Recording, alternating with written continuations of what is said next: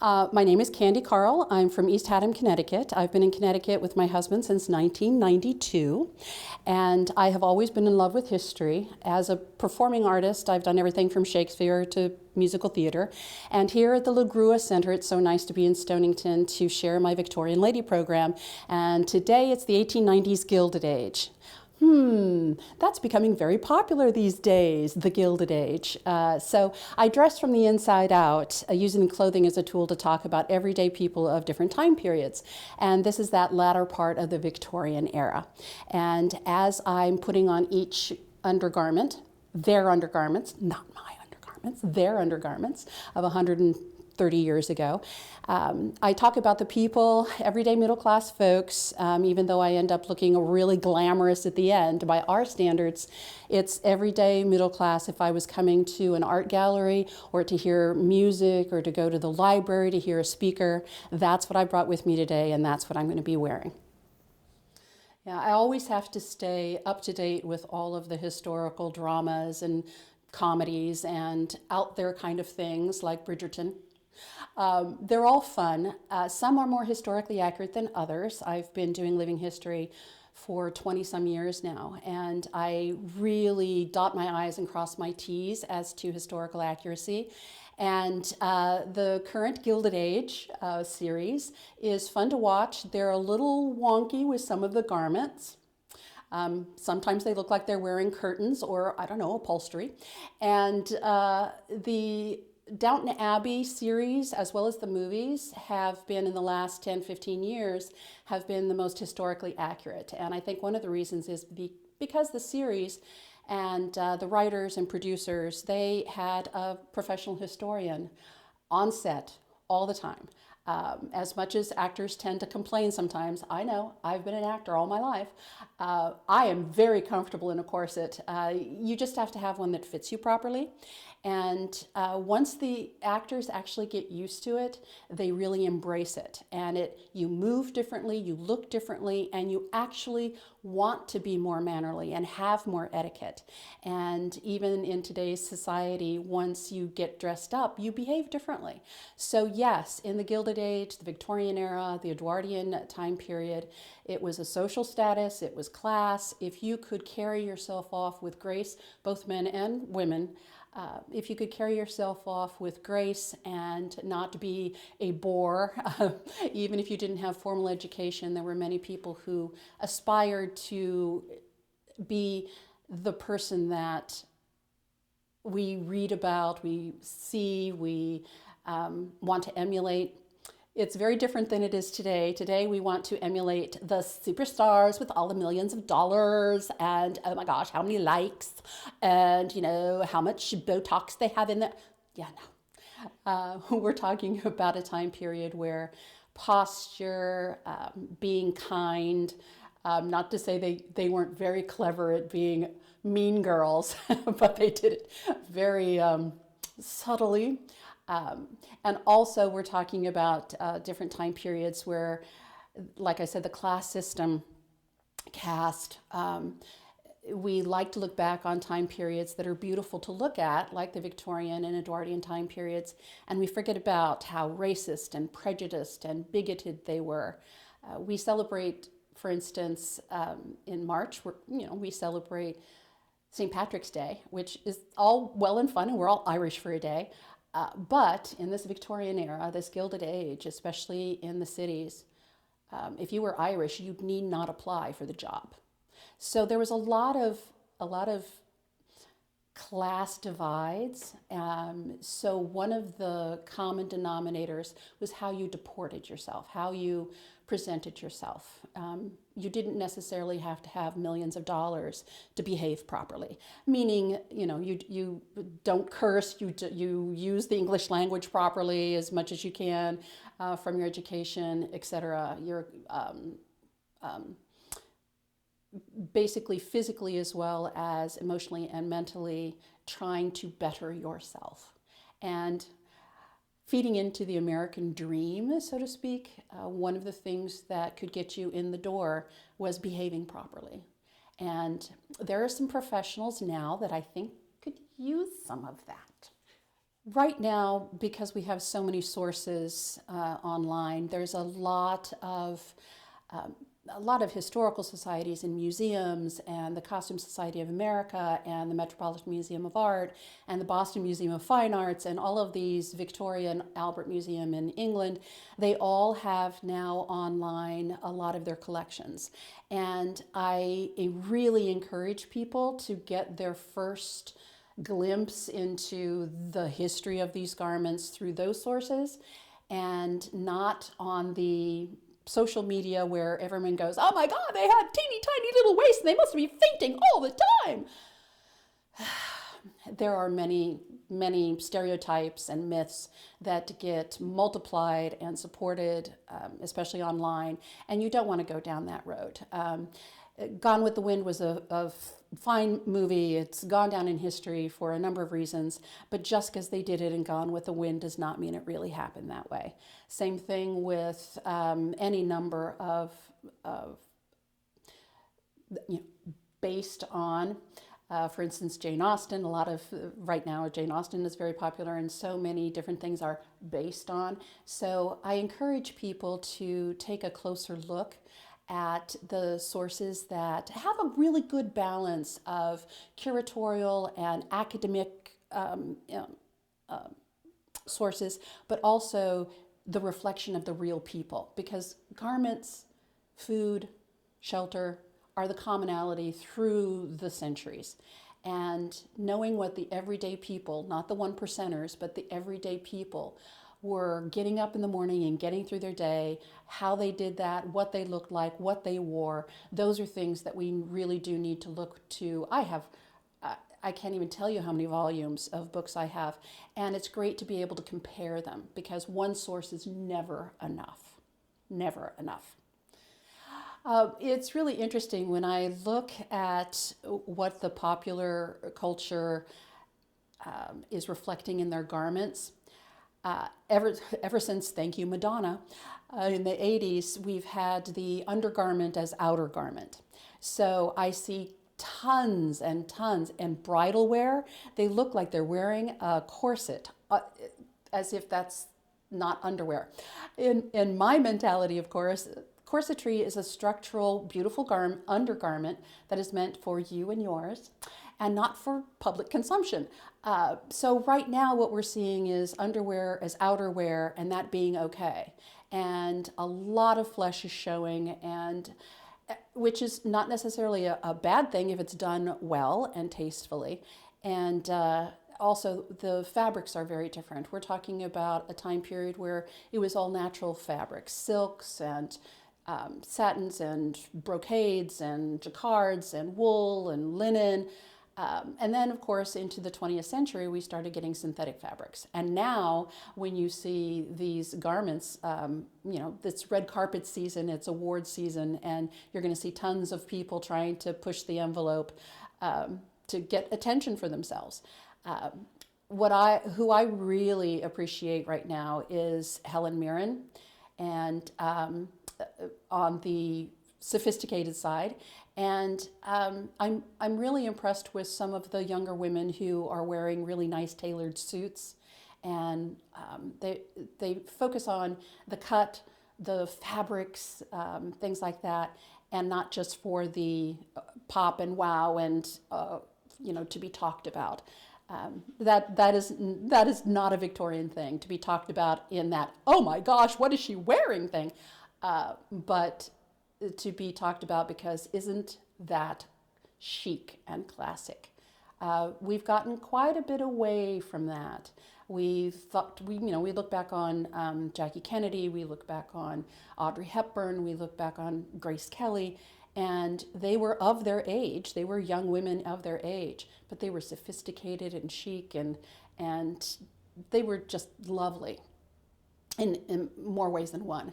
And I'm looking for that 20-something to step up and be that, and not any coming to my mind right this second.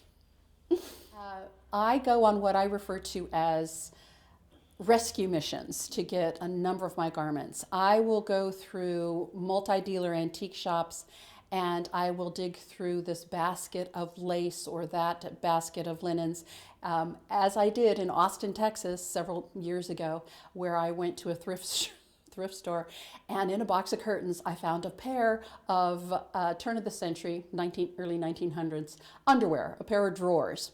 And I go into detail in my program about the difference between bloomers and drawers. Drawers were undergarments, bloomers were an outer garment, and how those garments of everyday people, I find them in the most unusual places, but I rescue them. Sometimes they're from places that people just, you can't know everything, so they don't know what to call something.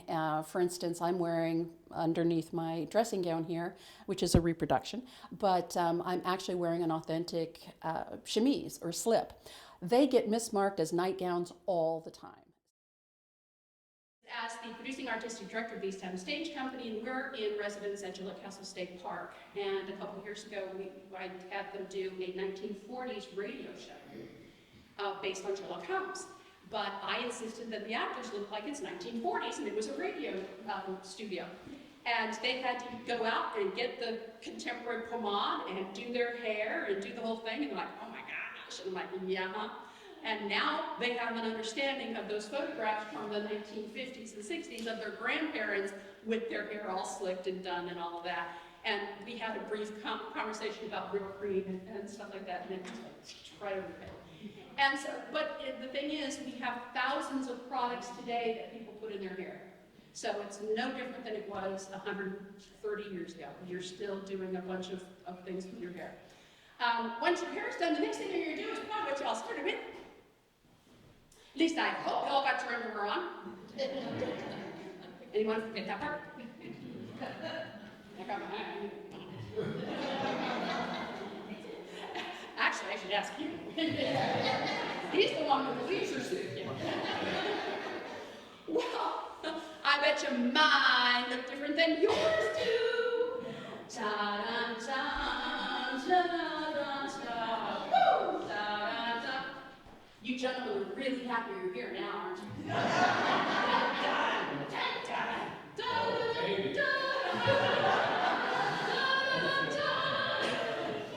When was the last time you heard that tune here? They were wearing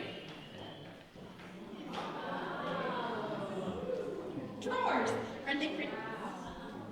All right, now I'm going to pretend to be one of those tall, skinny, high-paid fashion models. You know the ones you see on television going up and down the runways? You know the ones I'm talking about?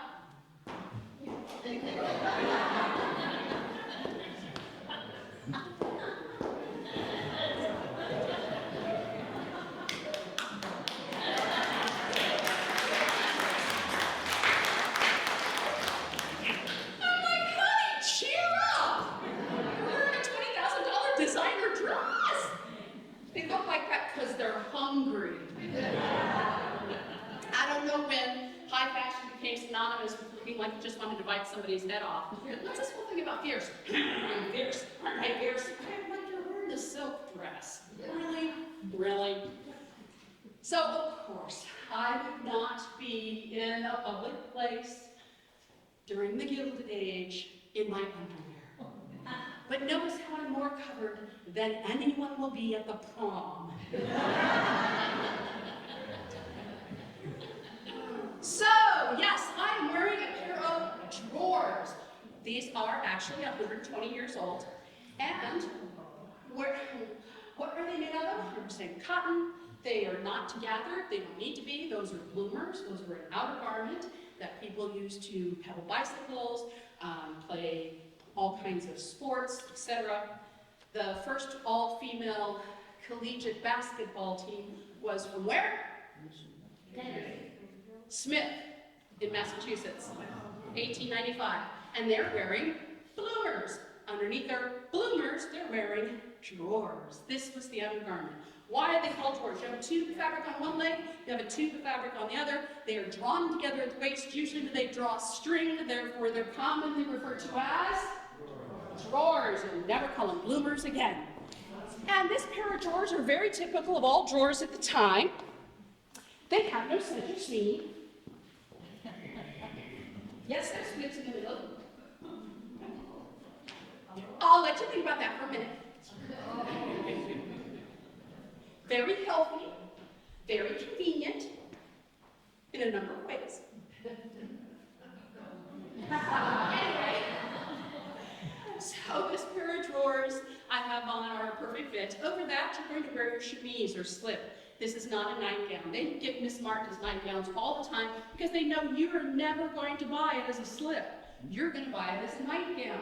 I would really appreciate if they would write down, oh, this is a slip, this is a chemise, but feel free to use it as a nightgown or whatever.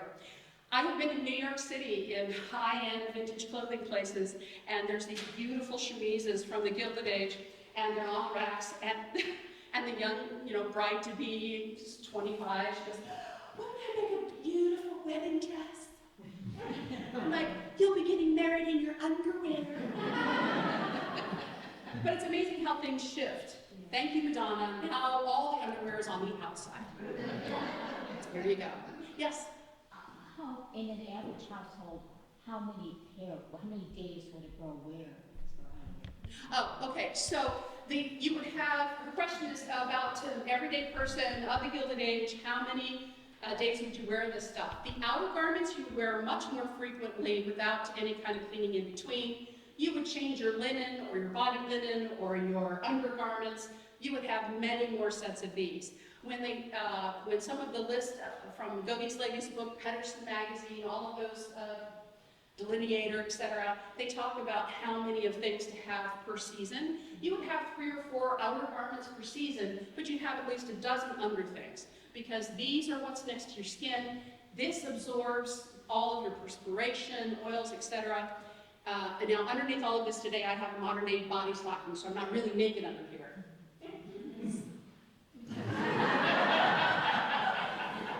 I hate to disappoint. It's not because I'm shy. I have a great deal of respect for 125-year-old undergarments, and I want to make sure that there's a barrier between my skin and the garment. But this is what would be next to your skin, this is what would be absorbed, and it gets oiled and cleaned, which is one of the reasons why they're almost always white. There are exceptions to every rule, but generally white because they're much easier to clean. This one has this wonderful filet crochet top to it, yoke, with just a simple drawstring, and it's a very, very fine cotton. And the hem, for anyone who's a seamstress here, the hem of this is just so beautifully hand-stitched. And again, these are garments that no one's going to see, but you're close.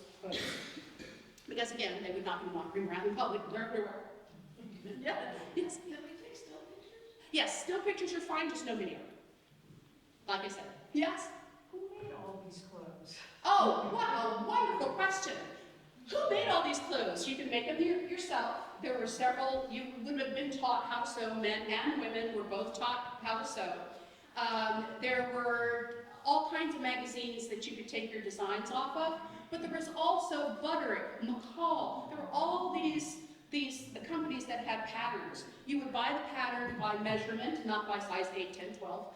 For kids, it was age and measurement, and you could make any number of garments yourself. There were also itinerant seamstresses and tailors. I can guarantee you that here in Stonington, and it's very rare to have these ledgers and books, but you probably had a tailor here, you probably had seamstresses here, and you could go to the dressmaker and say, I need X, Y, Z.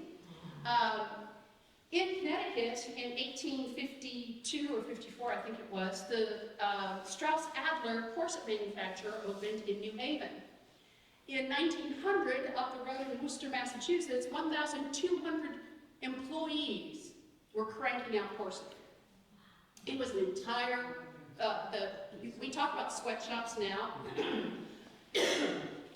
Bangladesh, a few years ago, an illegal 2-story sweatshop came crashing down.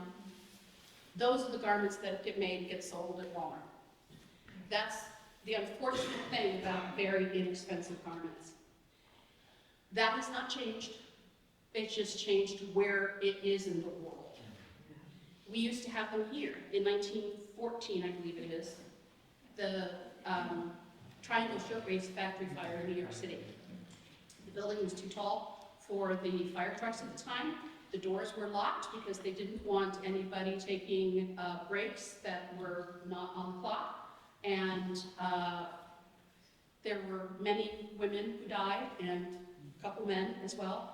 And some of their bodies were never claimed because it was immigrant labor. From 1892 to 1922, roughly 14 million people came through Ellis Island alone. 11 of those were my Czechoslovakian farm folk. They headed out to Kansas. But there were a lot of people who were impoverished in New York City, and they were working in garment manufacturing, and they would do piecework. There's many, the Tenement Museum in New York City is a really great resource for this, but there's actually photographs of entire families sewing on buttons of collars and cuffs.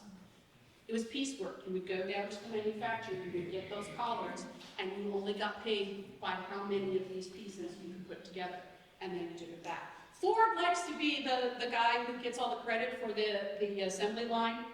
The textile industry is the original assembly line, because this person, eventually, instead of making an entire garment, this person would just make the shirts. This one would be the collars and cuffs. This one would be the ones who put the buttonholes in. This one would be the one who's putting on the buttons. So you got to go to the textile industry and the garment making, manufacturing to find the first assembly lines. His was the first automated one.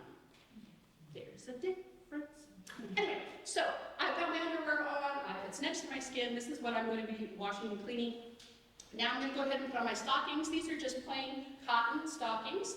And now I was wondering whether I should wear my spats, which are the top part of a boot with a strap that goes underneath to cover my ankles, because of course it's kind of schmutzy but not. And you have to lift your skirt to go in and out of doorways, up and down staircases, in and out of carriages, etc. And all that schmutz gets all over your nice stockings, and here's your washing machine.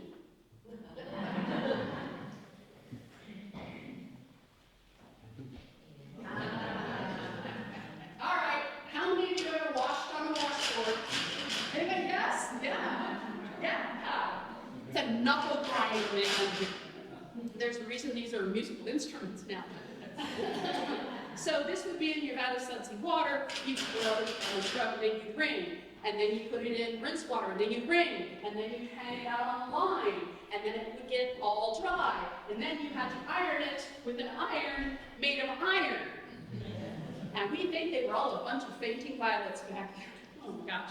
So this would be, again, in the kitchen, which is where these irons should have been in Downton Abbey. Off of that kitchen, there should have been a whole room with stone or copper tubs where daily laundry was being done, and they never showed that, which is ironic. But anyway, so this is your original pumping iron, ladies. And sometimes we have 3 or 4. This is a 3-pound weight. I said weight. There's a reason these are door stops now. Yeah. But we like to think of middle-class ladies, just, I don't know whether they think that they just wore something countless times and then threw away like you do, or how it worked. And especially if you couldn't afford a laundress to come in. One day a week was laundry, and you had to do the laundry.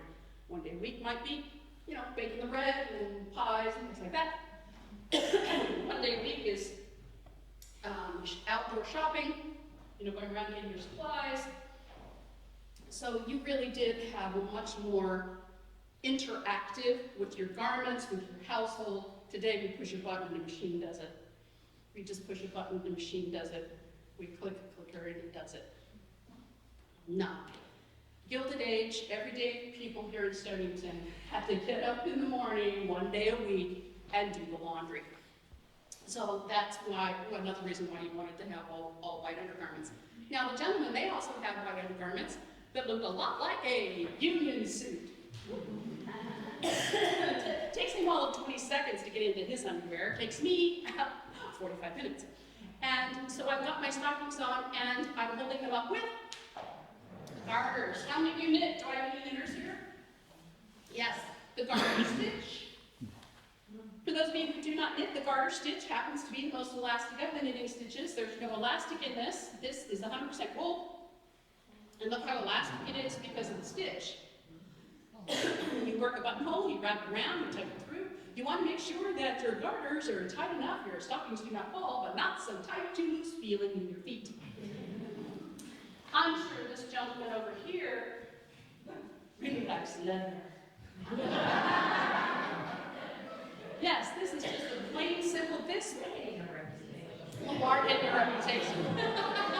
Well, he's the one, I went up to him before the show started, I said, oh, it's so nice to see a gentleman here. And he goes, how do you know I'm a gentleman?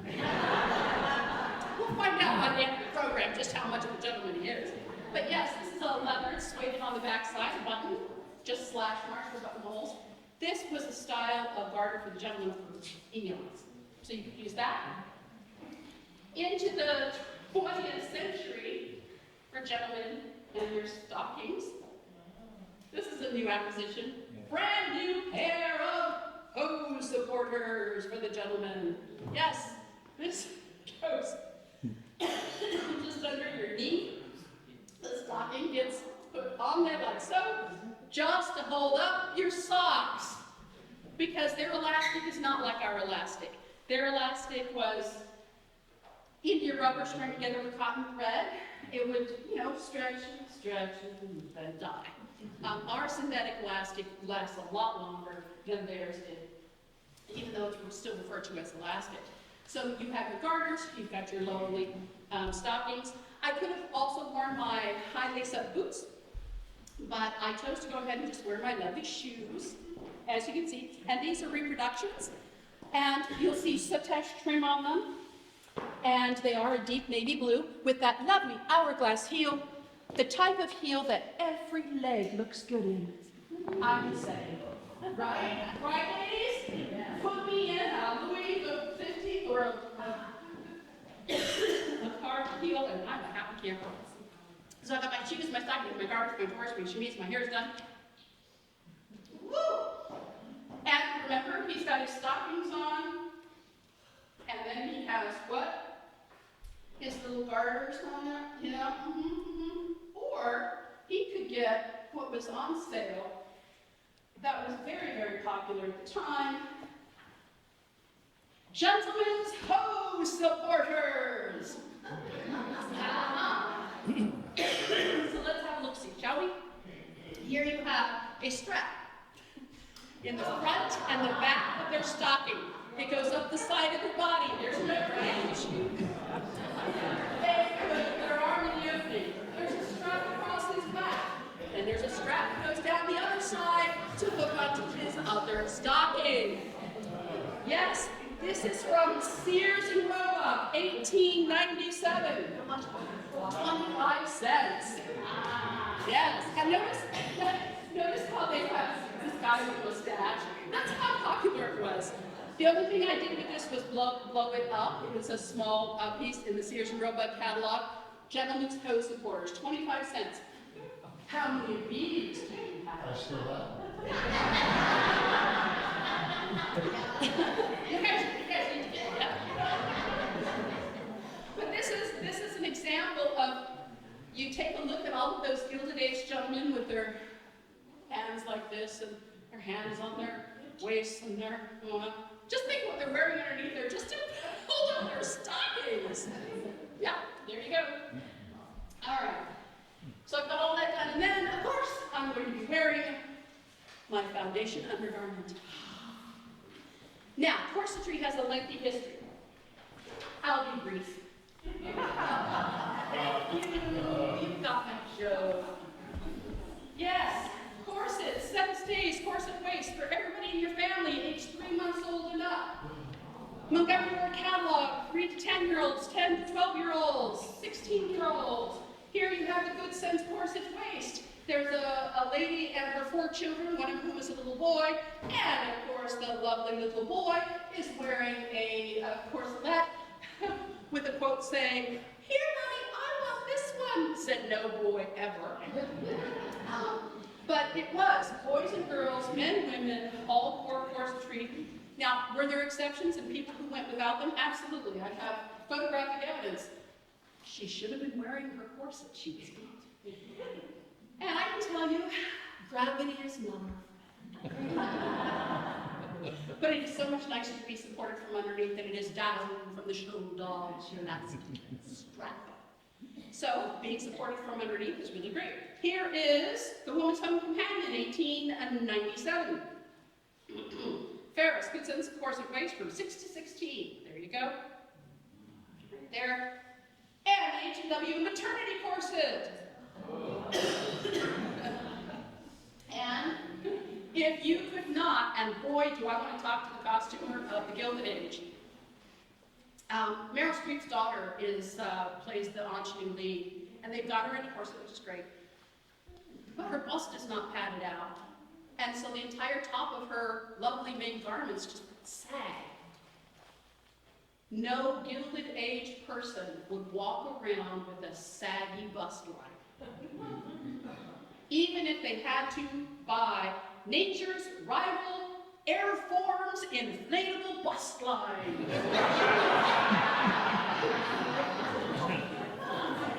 Yep.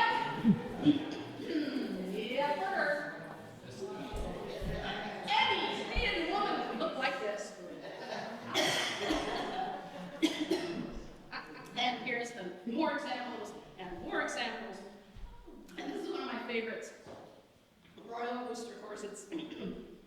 It's called the Dowager. And these images of these ladies look like they're in their 30s. So I guess you're a dowager starting at 30. But they have all different sizes. Here again is that misnomer of they were all wearing 15-inch waists or 18-inch waists just because Scarlett O'Hara had an 18-inch waist or one.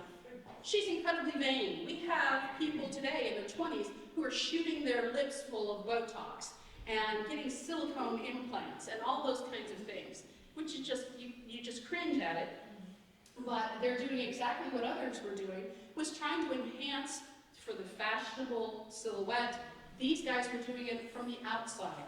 There's tall, there's short, you have to do it by measurement. Everyone complains about corsetry. It is so supportive if it fits you properly. I have this one that I'm wearing is from Corset Story out of England.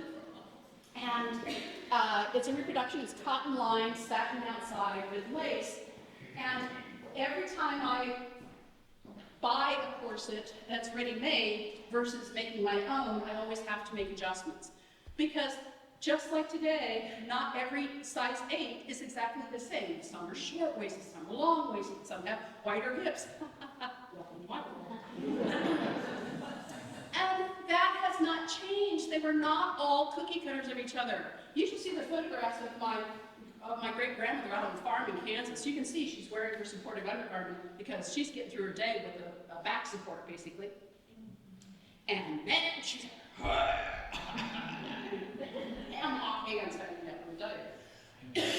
So keep in mind, as many different people there are in this room, the same thing applied 125 years ago. It was really important also to keep in mind that this is something you grew up with. If you think I'm teasing,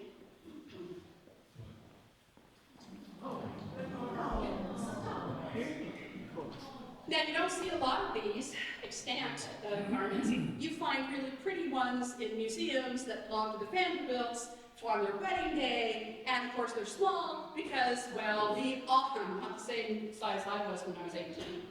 And also, it's that you lose weight, you get yourself all, chic up and nipped and tucked for your wedding, and then 2 weeks later you're back to your normal size. And that's not new, big going around. This is a little girl's corselet. It laces down the back, but it only tightens and loosens. It does not come all the way undone. It has to go over their head, and unlike the Victoria's Secret catalogs where you see all of the corsets next to your skin, ow, ow, ow, itch, ow. You always wear a garment underneath your corset next to your skin.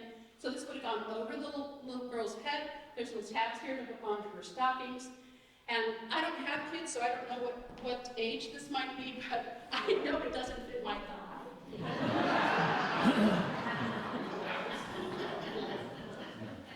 Yepper. And here's not grow up wearing a supportive undergarment. And were there people who took it too far and tight-laced? Yes, because I have ladies' articles in magazines that actually are from doctors saying don't tight-lace, which basically means don't cinch yourself in too tight. Be supportive, but not too tight. Okay? Now, if you grow up with that, with my husband's grandmother giving birth to 15 children, you would think that, oh, she'd just have to take everything off.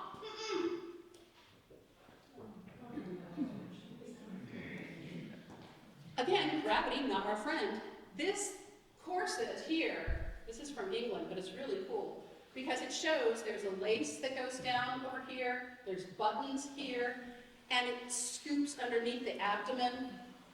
And if you go to CVS or medical supply places today, people who are carrying, my mother had twins, and she had to have a support undergarment brace. That's exactly what this is. You've been to Home Depot, Lowe's, those home improvement places, you see the guys wearing the black rubberized back brace? I call them the beer belly braces. So it's very, very supportive. And I don't want to leave off, gentlemen, we're not sure about you. This is one of my favorite things. It's a recent find. I'm so excited. Madame Dowdy. Madame Dowdy. This is Charing Cross Road in England, and this shows, it's images. This shows a couple ladies, but it's mostly men. And look at those wonderful gentlemen. You wish you had this. So, this is just an incredible find because keep in mind, you don't actually, I don't know why you're so dry. We don't actually see a lot of these because, well, I don't know about you. I didn't save my underwear from 1985. Anybody hoarding your undies so 100 years from now they'll know what you wore? No. They get, they go by the wayside. You grow into a mature person, you need different sizes, etc. So as you can see, the ideal shape for the gentleman is a very wide chest and a very narrow waist.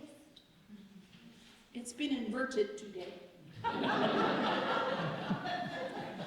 But there you go. And there's waist belts, and they called them girdles, by the way. And it's just men and women, etc. So again, when you're looking at all those photographs of your family and they're all looking like that, just keep in mind. They have no wonder they're looking like that, right? And here's the last thing I'm going to talk about with corsetry. And it's only because of the internet. Before, it was just, movies and TV shows. But now it's the internet. If I see one, I see 500. Oh my God, they must have been fainting all the time. Their waist, look at that tiny, tiny waist in that photograph. And I'm like, I can't even keep up with all of them where I say, can we say Photoshop? Photoshop, Photoshop, retouching. There you go. Photographs were retouched. And they didn't want you to know that because they wanted to send this picture to Great Granny back in Kansas. Look how great I look, right? No.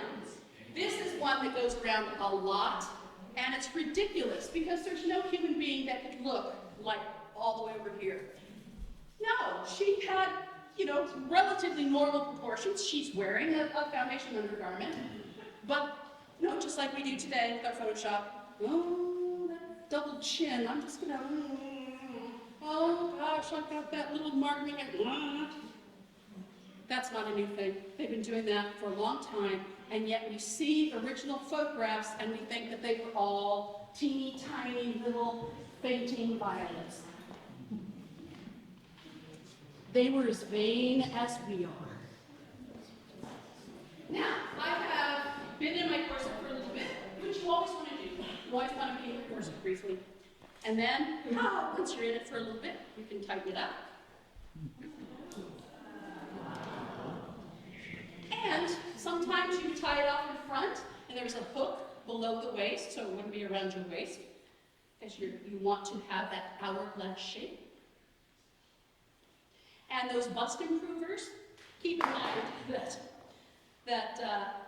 those of us who did not get the genetic makeup of the Czechoslovakian farm folk and wanted to get a bust improver, it was horsehair pads covered in fabric and tucked between your corset and your shoes. Oh, come on, ladies, socks. The bustle was gone, but they loved the lower half of the hourglass, so they would have a bustle pad if you did not have ample hippage, as I do. Now, one thing that does separate us from folks of so long ago, especially in today's day and age, is we, of course, get into our clothes ourselves. We have no problem with that. Ladies, you did not live alone. You lived with your extended family, and then eventually you lived with your spouse. Or, if you were like my great-grandmother, in 1900 census, she was a chambermaid at a hotel, which means she emptied the chamber pots.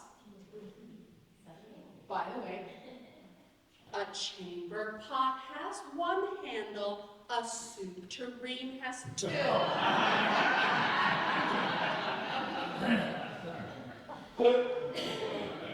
Again, I was in New Falls, New York, and I went upstairs, I looked down, and I went, oh, you hardly ever see these. I looked down, and I went, it was a child's chamber pot. It didn't have its lid, but it was a child's chamber pot. And I picked it up, and the tag said, child's hot cocoa mug.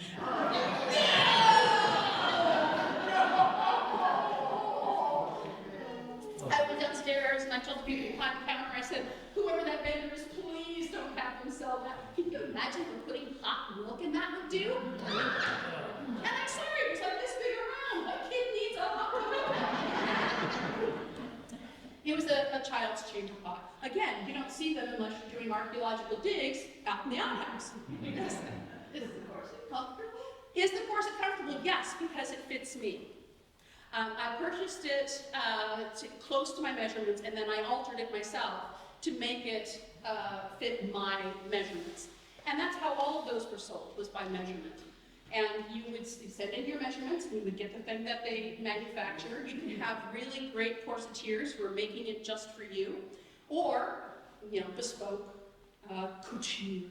Or you could go to your Strauss Adler or order online from a JCPenney, pages and pages of corsets, and get one as close as possible. That's why it was so great that they had the adjustable lacing back here, because, for instance, I'm a member of the Vintage Dance Society of Connecticut, and we do waltzes and polkas and zurkas, and I can't wait to do it here.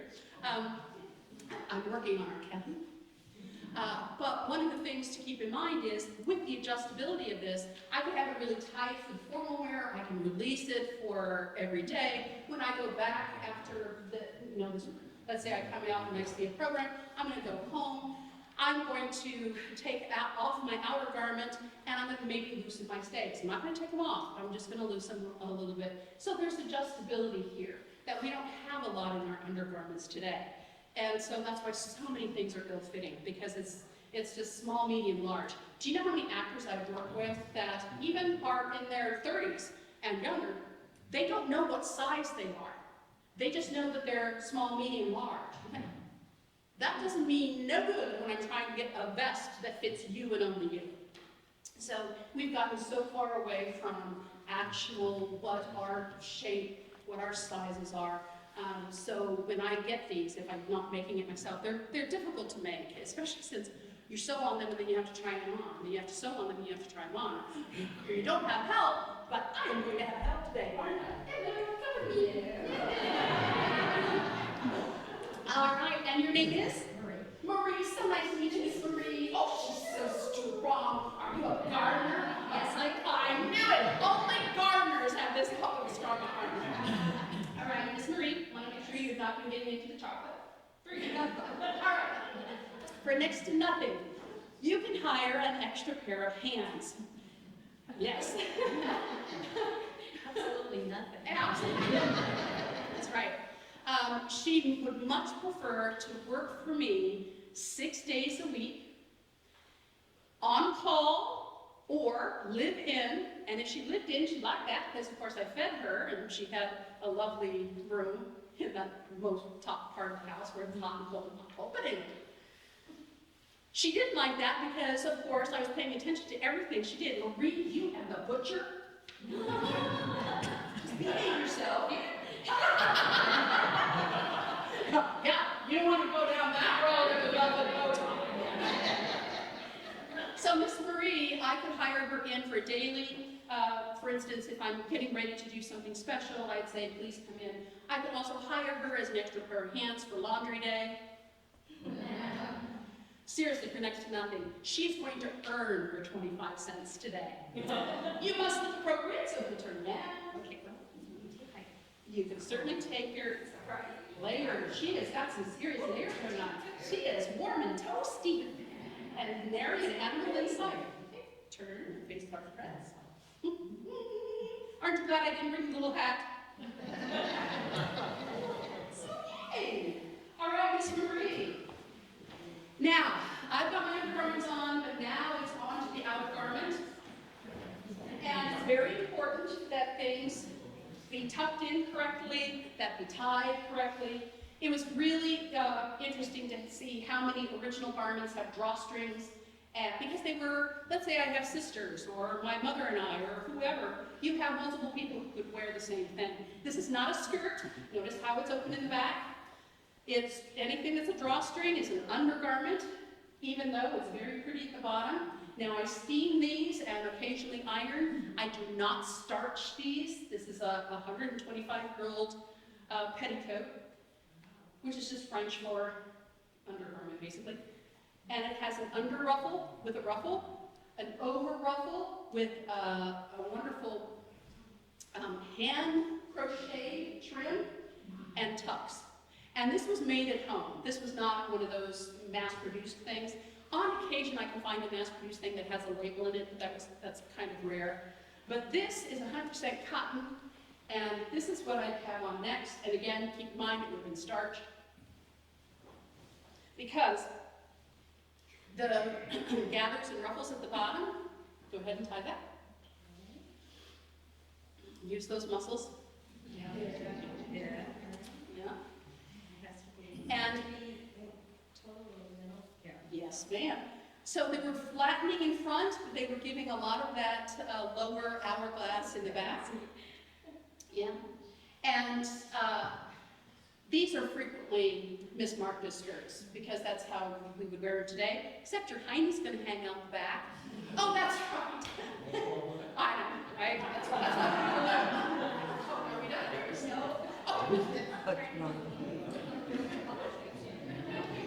Oh, yeah, no knots.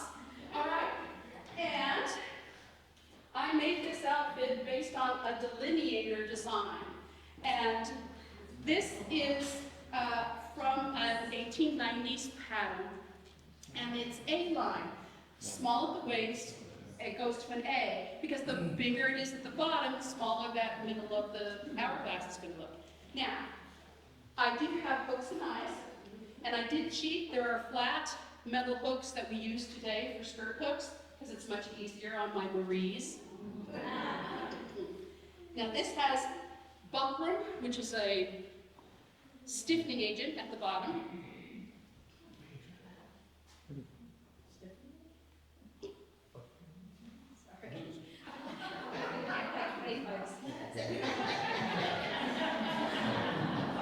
Just can't find good help today. All right.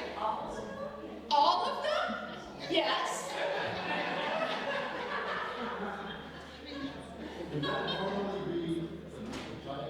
No. This is not normally a tie. The outer garments fit. Sometimes they have, like I have at this waist, I have 2 hooks. Because you never know how your Maries are going to do. Either one of those 2 will work. So yes, there is some adjustability, but no, they wanted it to fit and be properly tailored. You do have to have strong hands, which is why I have Miss Marie. Yes. I'm not saying this, but what do you do when you need to use the facility? Oh, yes. Oh, Miss Marie, what would I do if I had to use the chamber pot or go to the outhouse? Well, if I had a race with any of you and Miss Marie, I'd win. because anyone wearing trousers has to unfasten, pull down, pull up, and I got split drawers. Yeah. I just have to have really good aim. Yeah. All right, so far so good. Look at that. So it fits, and that's the thing. If you want, I will give you a good clue. If you want a really good way of maintaining your weight, make something that fits you. Because the minute it starts feeling too tight, you know, okay, I gotta cut back. Because anything that expands just allows you to expand, and then all of a sudden you're 20 pounds heavier, and we're like, how'd that happen? Well, your clothes let you do it. So if you want clothes, you don't even have to wear a corset, but just wear clothes that are tailored and fit you, and that's when you're gonna know things are like, oh, okay, a little too much poppy. And many things were made in 2 or more pieces. Easier to be made that way and easier to clean. This would have been spot cleaned on the outside. It has a hem guard of wool at the bottom. That's what's going to dry, that's what gets dirty. That's just tacked on. It gets taken off and laundered and put back on or replaced. And this is a complicated garment. This is totally lined. It has the puff sleeves. That's all right, Miss Marie. I picked you. And you'll also notice that there are matching hooks and eyes that go all the way around the waistband. So you see where that is? So there you go.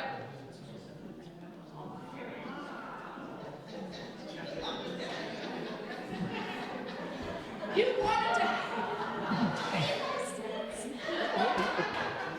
to 25 cents.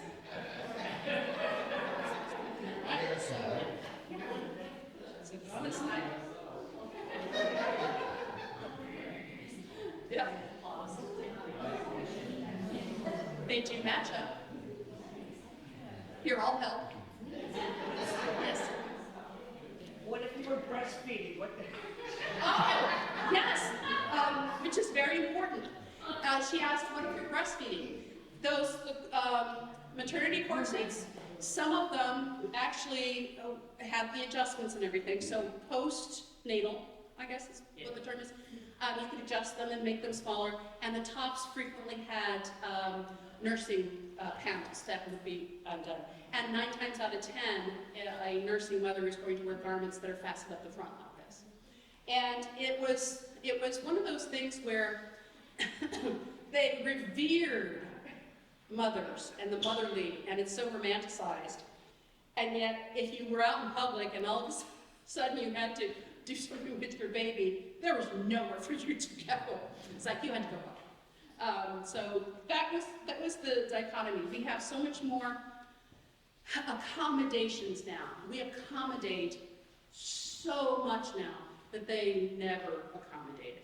It was your issue, your baby, your breastfeeding. You need to figure it out for yourself, and you need to go where you need to go to do that. You know, don't expect to be breastfeeding in the middle of the JCPenney department store. Not going to happen. So we're very different than that now. Now, there's 2 little hooks at the top that are just the lining.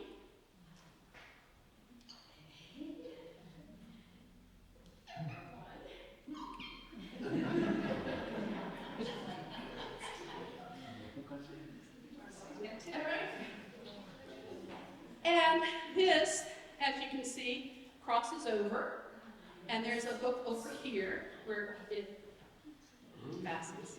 Now you're my eyes.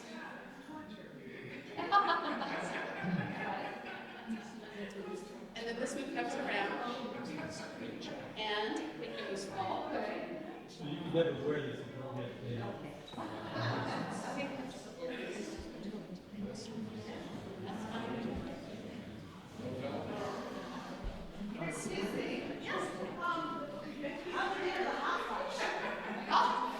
I love that you asked that question. So, I can sing opera in this. I can dance all night at the ball. Am I glad to get out of it at the end of the evening? Yes. Not because it's uncomfortable, it's the heat. Yeah. I am retiring to Alaska. I dislike heat. And I used to have a great deal of appreciation for these ladies. Now I have even more, because it is ungodly warm.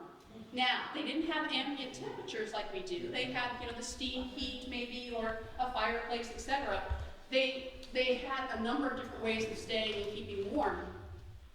But if you were a person who didn't like heat, Or in menopause. or in menopause, yes, which has been going on for centuries, we can send robots to Mars. And we still don't know why we have hot flashes, night sweats, and mood swings during menopause. Have we come no farther than the Gilded Age? Everything good? Okay. All right. Okay. And here, looking good, looking good. All right. Accessorize, accessorize, accessorize.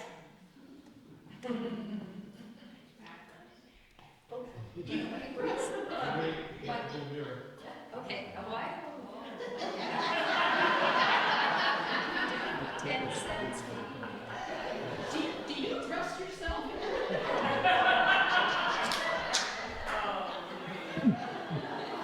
Gentlemen, you would have a shirt, and the shirt would not necessarily have to be very high quality fabric. Linen today is a high quality fabric, and cotton's every day. Flip that. During the Gilded Age, cotton was the exception and linen was the common. So a lot of times their shirts were linen, but their collars and their cuffs were nice cotton, or eventually celluloid at the turn of the century. That lasted for a little bit. But those collars and cuffs would be sometimes separate because they're much harder to clean, and they also need to be starched, whereas the body of the shirt can go in the laundry with the undergarments, etc. You would have stud buttons. No. Stud buttons, where there's two sets of buttonholes and the studs would go in there. Cufflinks and watches and watch chains, which were very popular for the gentlemen, but they were also very popular for the ladies as well. This is a really cool one. This is a vintage watch, and what I like to do with this, I need beer. Oh, okay. Oh, I see. What I like to do is have this come up and into and over, and then I can tuck it in somewhere in here. I can tuck it in like so. So it's very convenient, and I can see that I'm over time. Oh, poor Kelly, she's probably gone. Anyway, but so ladies as well as gentlemen, watches, watch chains, etc., are very popular. But I'm not finished with my accoutrement. Earrings, predominantly pierced ears. Of course, they didn't have a Claire's boutique at the mall. They could take a lovely little chip off the old block of ice, numb their earlobe, take a sewing needle through some disinfectant, and there you go. All right, now maybe you had your ears pierced that way. Yeah. Sometimes it's corn, apple. Sometimes I've heard potato.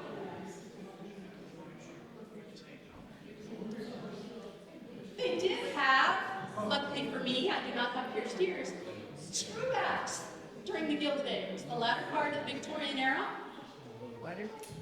But clip-ons are a modern day thing. So if I see earrings that have clip-ons on the back, I always see if they've been modified from earlier, but they're well into the 20th century. And what's really cool about this particular pair of vintage earrings is it actually matches my vintage locket and the bow. This is a pendant that has a hook. Sometimes my watch will hang down from this, sometimes it's a locket like this. So there's a nice accessory there. Now, if I was a wealthy person, this would be made I'd have maybe some jet beads, or it'd be sill, instead of just, your cotton and your satin. And this is cotton. It's a very fine whale corduroy, sometimes referred to just as cotton velvet fail. But this is exactly the kind of thing that I'm going to wear in 1895 to come out for the afternoon. But I'm still not ready to go. Isn't that right, Miss Marie? Yes. So now you stop it.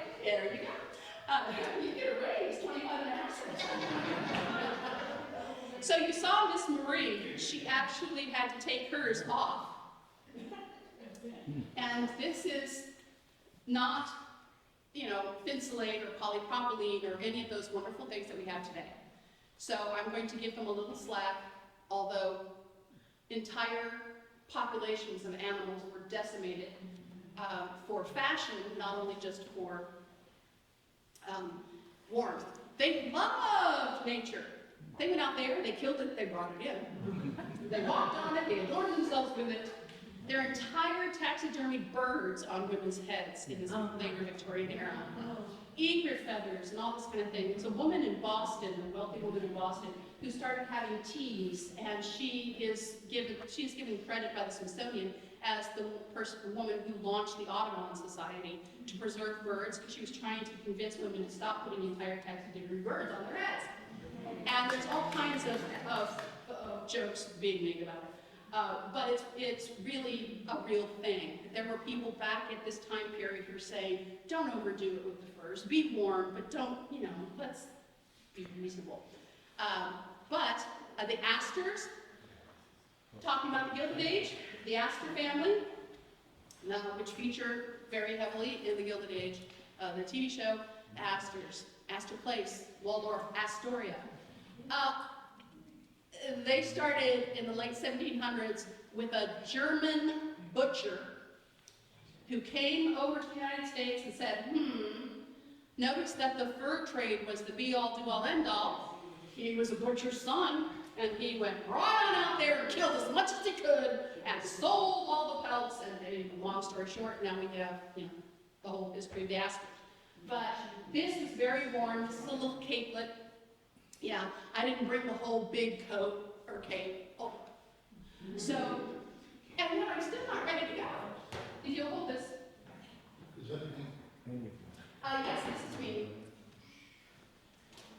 And I have my little cloche hat, which is so cute, with the little mink hat pin.